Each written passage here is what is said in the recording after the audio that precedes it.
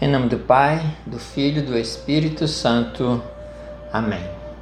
Amados e queridos irmãos, Deus abençoe a cada um de vocês. Mais uma vez estamos aqui para darmos mais um passo na nossa reflexão dentro do projeto Semear. Concluímos aquela fase de estudo onde nós analisamos o chamado de Jesus com suas exigências, com suas propostas e com suas promessas. Temos agora um vasto caminhar pela frente, analisando várias outras situações na nossa missão de ser discípulo e apóstolo do Senhor. Mas hoje eu gostaria de olhar para um outro prisma e de uma outra forma, também seguindo os ensinamentos da Igreja e do próprio Jesus.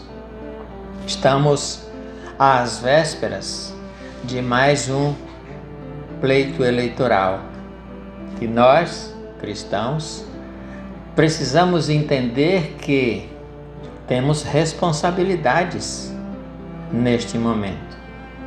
A Igreja, através de um dos documentos do Concílio Vaticano II, Gaudium et Spes, vai dizer para todos nós isso há mais de 50 anos atrás. Todos os cidadãos se lembrem, portanto, do direito e simultaneamente do dever que têm de fazer uso do seu voto livre em vista da promoção do bem comum. O que a Igreja pretende e deve fazer? Orientar os fiéis para votar bem, votar conscientemente, votar com alguns critérios cristãos. E essa é a nossa responsabilidade. Nós formamos e nos formamos para sermos cidadãos do bem, promotores da paz, proclamadores do amor de Deus, do Evangelho de Jesus Cristo. E com tudo isso, o que nós promovemos? Nós promovemos pessoas cidadãs, com consciência cidadã, com consciência cristã, dentro daquilo que é a fé cristã, mas sobretudo dentro daquilo que a moral deve nos ensinar. Então, aproveitando inclusive o evangelho deste domingo, quando Jesus responde para aqueles que queriam pegá-lo em alguma resposta errada, a célebre frase: dai a César o que é de César e a Deus o que é de Deus. Então, não é uma questão de misturar uma coisa com a outra. É uma questão de justiça. Dar a Deus o louvor, a adoração, a fidelidade.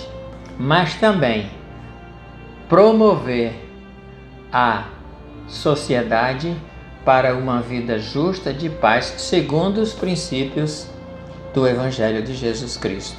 Essa é a missão da Igreja e essa deve ser a missão de cada batizado.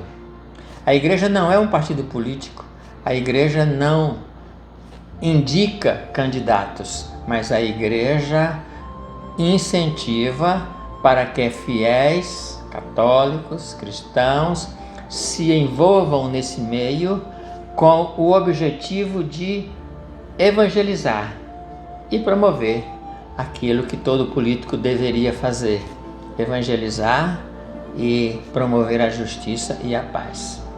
Cuidar dos mais necessitados, procurar solucionar as desigualdades, ou pelo menos minimizar os efeitos daquilo que é injusto. Essa é a missão de todo católico e a Igreja incentiva aqueles que se sentem chamados para, nesse meio político, viver o seu catolicismo de forma coerente.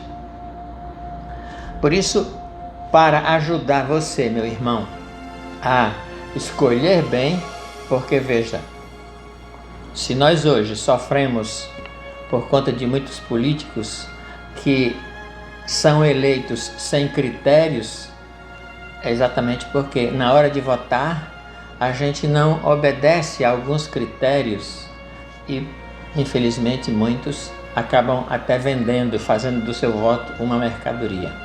Tudo isso é muito ruim para promovermos a justiça, porque quando a gente vende o voto, a gente está dando aval para alguém que, pelo fato de comprar o voto, já está demonstrando a sua falta de honestidade e as suas más intenções. E tantas outras coisas. Então, eu sugiro 4 análises que você deve fazer para, mais ou menos, encaminhar o discernimento para a escolha do seu candidato. É a análise dos 4 P's. 4 P's.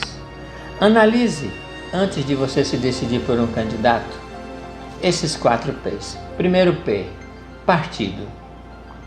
Qual é o partido do candidato? Quais são as propostas desse partido? Qual é o histórico desse partido? Tudo isso está de acordo com as propostas do Evangelho, as propostas de Jesus, as propostas da Igreja? Primeiro P, partido. Cuide, analise, observe. Segundo P, passado. Analise o passado desse candidato. Se ele está sendo candidato à reeleição, significa que ele já exerceu um mandato. Como foi o mandato dele? Ele cumpriu aquele que prometeu? Ele foi realmente fiel àquilo que deve ser? Ele realmente promoveu a justiça? Se é um candidato que está se lançando pela primeira vez, como é que ele tem vivido? Como homem, como pai de família, como empresário, como empregado? Quais são as suas bases norteadoras de vida? Que cidadão ele é? Terceiro P, presente. Hoje, como é que essa pessoa se comporta? Qual é o estado de vida dele? Como ele está cuidando e vivendo a sua vida? Se ele está se propondo a administrar um bem público, como ele está administrando os seus bens, sua família, suas responsabilidades? E o quarto e último P, projeto. Quais são os projetos, as propostas? O que esse candidato pretende ao pleitear um cargo público? Se você analisar esses 4 P's, você já tem um encaminhamento, um embasamento para discernir bem, criteriosamente, com responsabilidade, o seu voto. Repetindo: partido, passado, presente, projeto. Analise esses 4 P's antes de você definir para quem vai o seu voto. E em nenhuma circunstância ou sob nenhum pretexto, vote por interesses pessoais ou venda o seu voto. Porque aí nós não estamos vivendo o cristianismo como a Igreja e o próprio Cristo espera. É preciso que nós sejamos honestos conosco mesmo. E a nossa honestidade começa nas pequenas coisas. A nossa honestidade na hora de votar é um sinal de que somos verdadeiramente cidadãos, verdadeiramente conscientes, verdadeiramente cristãos. Meus irmãos, que o Espírito Santo nos ajude neste tempo tão difícil, tão cheio de verdades e de inverdades, tão cheio de controvérsias e de polarizações. Sejamos coerentes com o Evangelho e sejamos coerentes com a nossa consciência. Façamos o discernimento correto para que nós possamos delegar representantes nossos que estejam verdadeiramente comprometidos com a verdade, com a justiça, com a paz e desejando realmente trabalhar para o bem de todos sem nenhum interesse pessoal ou escuso. Quantas coisas nós vemos por aí. E a gente nem pode reclamar muito, porque se nós votamos mal, colocamos lá pessoas que não estão comprometidas conosco, não tem como reclamar. Votemos bem. Votemos bem. Peçamos ao Espírito Santo que nos conduza nessa caminhada de discernimento.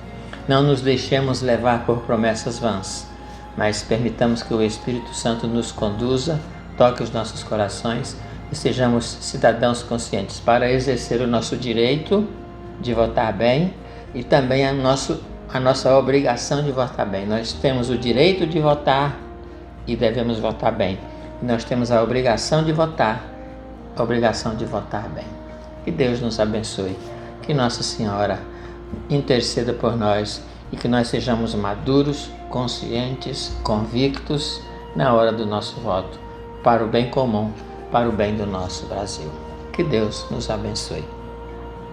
Nossa Senhora Aparecida, padroeira do Brasil, rogai e intercedei por nós. Um abraço, até o próximo.